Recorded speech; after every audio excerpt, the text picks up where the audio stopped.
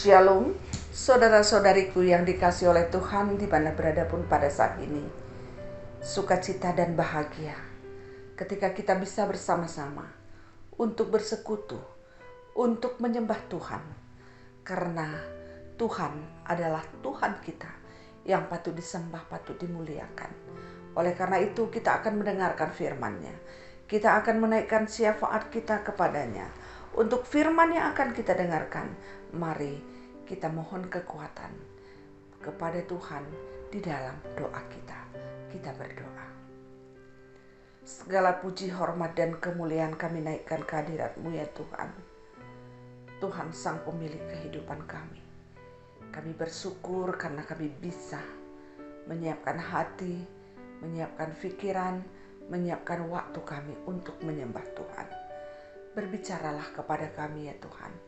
Nyatakanlah kehendak-Mu dan penuhilah hati kami dengan Roh Kudus-Mu sehingga kami boleh mendengar, mengerti, dan memakaikannya dalam hidup kami.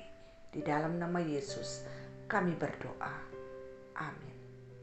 Saudaraku yang dikasihi oleh Tuhan, firman-Nya yang kita dengarkan, yang akan kita renungkan pada saat ini diambil dari kitab Lukas 22 ayat 56 sampai dengan ayat yang ke-58.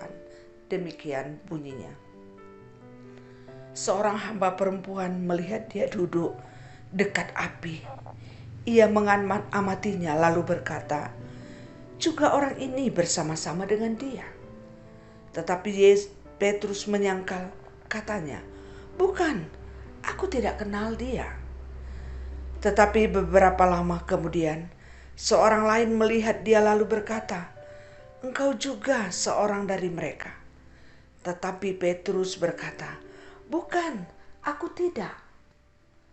Saudaraku yang dikasihi oleh Tuhan, ada pepatah mengatakan, ada uang abang sayang, tidak ada uang abang melayang. Atau ada juga pepatah mengatakan, habis manis sepak dibuang. Apa artinya pepatah ini? Pepatah ini menunjukkan bahwa sebuah persahabatan bisa hilang ketika terjadi perubahan. Sebuah persahabatan yang selama ini indah bisa dengan begitu saja hilang ketika terjadi perubahan ke arah yang tidak baik. Umpamanya, selama ini kaya menjadi miskin. Selama ini sehat menjadi sakit. Selama ini punya jabatan, sekarang tidak punya jabatan lagi. Selama ini mempunyai banyak hal, sekarang tidak mempunyai lagi. Maka perubahan itu mengakibatkan terpengaruhnya hubungan dengan yang lain. Saudaraku yang dikasihi oleh Tuhan, firman yang kita dengarkan hari ini juga mengingatkan hal yang demikian. Sebagaimana Yesus yang selama ini dikagum-kagumi, dielu-elukan, diangkat, dimuliakan.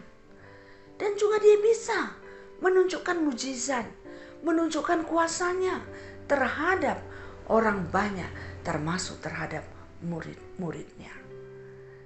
Namun apa yang terjadi? Ketika Yesus ditangkap, ketika perubahan terjadi dalam hidup Yesus, yang selama ini mengajar sekarang tidak lagi, yang selama ini melakukan tanda-tanda mujizat sekarang tidak lagi, yang selama ini diikut banyak orang sekarang sudah menjadi tahanan, sudah menjadi orang yang diadili, orang yang dianiaya, orang yang direndahkan, orang yang dikucilkan. Artinya terjadi perubahan yang 180 derajat dalam diri Yesus. Oleh karena itu, apa yang terjadi dalam diri Simon Petrus? Memang ketika dia menyangkal Yesus, itu sudah dibuatkan oleh Yesus. Tapi secara manusia, apa yang terjadi dalam dirinya? Mungkin saja perubahan yang terjadi dalam diri Yesus ini mempengaruhi hatinya, mempengaruhi jiwanya yang selama ini sebagai pengikut Yesus, pengagum Yesus sekarang sudah berubah. Sehingga dia berani katakan ketika orang bertanya kepada dia bahwa dia adalah pengikut Yesus, salah seorang yang mengikut Yesus, dia berani katakan, aku tidak mengenal dia. Aku tidak mengenal dia. Aku tidak. Itu yang diungkapkan oleh Simon Petrus. Petrus menyangkal Yesus. Dengan enteng saja mulutnya berkata-kata untuk mengatakan aku tidak kenal. Walaupun apa yang dikatakannya itu sungguh adalah hal yang pernah dinubuatkan oleh Yesus. Tapi apa yang diucapkannya itu berasal dari hatinya. Mengapa itu bisa terjadi? Karena perubahan. Kalau seandainya Yesus tetap pada posisinya, dia takkan menyangkal Yesus. Tapi perubahan dalam hidup Yesus dari yang positif, dari yang hebat, menjadi orang yang terdakwa, itu tidak menyukakan, itu tidak membanggakan, itu tidak menyenangkan. Maka Petrus berani mengatakan, aku tidak kenal. Saudaraku yang dikasihi oleh Tuhan, belajar dari firman ini. Mengingatkan kita untuk suatu saat mempersiapkan hati kita, mempersiapkan diri kita bahwa pada satu saat mungkin kita juga akan disangkal oleh orang lain. Atau mungkin kita juga sudah pernah menyangkal orang lain. Bukan mengatakan aku tidak kenal. Tapi kita tidak mau lagi dekat dengan orang yang tidak seperti apa yang kita harapkan. Kalau satu sisi kita berbicara, apa yang harus kita persiapkan sekarang? Mungkin ada di antara kita adalah orang-orang yang hebat. Orang-orang yang mempunyai kelebihan pada saat ini. Kita sehat, kita masih bisa berkarya, kita punya kuasa, atau kita punya duit, atau kita punya jabatan dan sebagainya. Saudaraku yang dikasihi oleh Tuhan, pada waktunya semuanya ini akan berakhir. Kita sehat sekarang, mungkin pada suatu saat kita sakit. Sekarang kita punya kuasa, punya kedudukan. Mungkin sebentar lagi kuasa dan kedudukan itu tidak akan ada lagi dalam diri kita. Mungkin selama ini kita memiliki banyak harta. Tapi suatu saat nanti mungkin harta itu juga kurang dari dalam diri kita. Maka apa yang harus kita persiapkan? Bersiaplah, mungkin akan banyak orang meninggalkan kita. Kalau sekarang banyak orang say hello kepada kita, mengagumi kita, memuji kita, mengangkat-ngangkatkan hidup kita. Tapi suatu saat nanti ketika situasi kita berubah, maka mungkin orang yang dekat dengan kita pada saat ini juga akan menjauh dari diri kita. Akan meninggalkan kita. Ketika kita punya pergumulan, orang akan menjauh dari diri kita. Saudaraku yang dikasihi oleh Tuhan, persiapkanlah hati untuk menerima situasi itu. Karena memang sesungguhnya hanya Yesus sahabat yang sejati. Hanya Yesus teman yang sejati. Yang tidak pernah meninggalkan kita dalam kondisi yang seperti apapun. Jangan pernah kecewa ketika ada orang memperlakukan diri kita seperti itu. Karena memang inilah manusia. Inilah kehidupan. Inilah dunia ini. Maka terimalah dengan tenang, sabar, dan damai dalam hati. Dan juga kita belajar dengan hal sebaliknya. Bagaimana kita tetap bisa bersahabat, berteman, bergaul, mengasihi, mencintai orang yang memang sudah berubah kehidupannya. Mungkin selama ini dia punya kuasa, punya kedudukan, punya harta, masih muda, atau sekarang sudah tua, sehat, sekarang sudah sakit dan sebagainya. Ketika perubahan itu terjadi dalam diri sesama kita, sahabat-sahabat kita, orang-orang yang ada di sekitar kita, tetangga kita, jemaat kita dan sebagainya, Jadikanlah hidup kita tetap menjadi orang yang menghargai, orang yang tetap bisa melihat dan menerima perubahan yang terjadi. Sehingga kita boleh tetap melakukan yang terbaik. Kita tetap menjadi orang yang bisa mengasihi orang tersebut. Persiapkan hati kita bahwa kita bersahabat, berteman dengan seseorang, mengasihi seseorang bukan karena apa yang ada pada dia, tapi menerima dia apa adanya. Dan untuk itulah, sebagai orang percaya, untuk itu kita diutus ke dunia ini untuk menciptakan, untuk memperlihatkan bagaimanakah sebenarnya kasih Tuhan melalui hidup kita. Kita sebagai alat Tuhan untuk menunjukkan bagaimana besarnya kasih Tuhan di dalam kehidupan kita terhadap sesama kita. Bagaimana Tuhan mengasihi kita dalam segala situasi kita.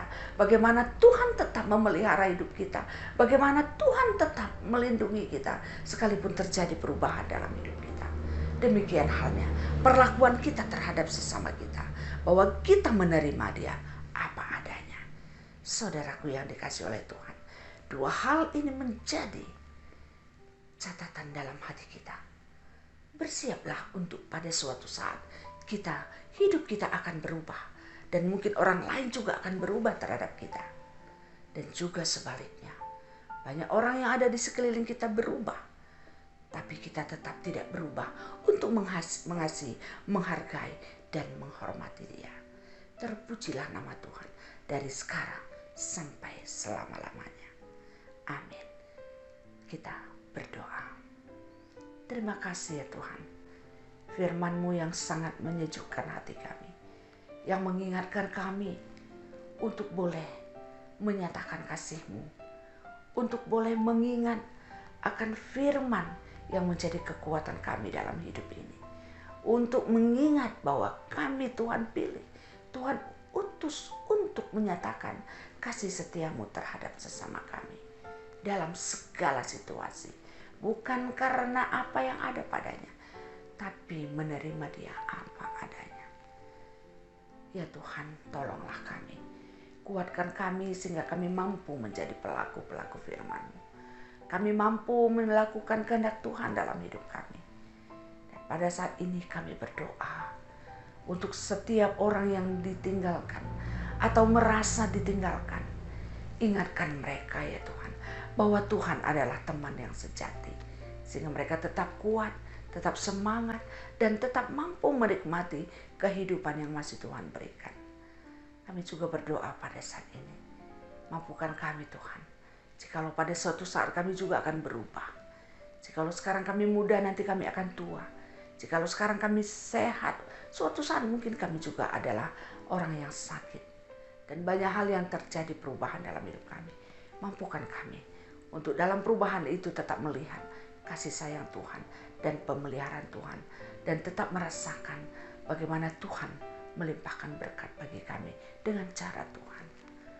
Ajar kami untuk bersiap untuk itu semuanya. Terima kasih ya Tuhan. Kami juga berdoa pada saat ini untuk kehidupan bangsa negara kami. Kami bersyukur Tuhan sudah memberikan pemimpin kepada kami. Tuhan urapi dia, tambahkan kebijaksanaan, kepintaran untuk memimpin bangsa kami yang begitu besar. Sehingga pemimpin kami boleh menegakkan keadilan dan kebenaran. Memberikan pembangunan di sana sini dengan cara yang adil dan merata. Terlebih-lebih dalam mengatasi bagaimana memutuskan mata rantai COVID-19. Tuhan kami mohon, kiranya semuanya boleh direncanakan dengan baik dan dilakukan pada waktunya. Ajar kami juga sebagai rakyat untuk boleh setia pada aturan-aturan yang disampaikan oleh pemerintah. Dan juga pada saat ini kami berdoa ya Tuhan, untuk setiap kehidupan orang-orang yang mengalami pergumulan dan persoalan. Ada yang pada saat ini mengalami duka yang mendalam karena ditinggalkan oleh orang yang dia sayang. Tuhan hiburkan, Tuhan kuatkan mereka semuanya. Tuhan temani mereka, yakinkan mereka akan pengasihan Tuhan, akan pemeliharaan Tuhan. Terkhusus kami berdoa untuk Bibi Naderut. Beberapa waktu yang lalu, Bapak di tengah-tengah keluarganya Tuhan panggil. Suami yang dia sayang Tuhan panggil. Hiburkan dan kuatkanlah dia ya Tuhan. Tambahkan kesehatannya, tambahkan semangat, tambahkan kekuatannya. Dan juga keluarga-keluarga yang merindukan anak. Terkhusus keluarga Ilayasina Tuhan. Tolonglah mereka. Berikan mereka kesempatan untuk memelihara anak, mendampingi anak, untuk membesarkan anak di tengah keluarganya. Kami percaya dalam Tuhan tidak ada yang mustahil. Dan kami juga berdoa pada saat ini untuk setiap orang yang mengalami sakit penyakit. Tuhan, sembuhkan mereka.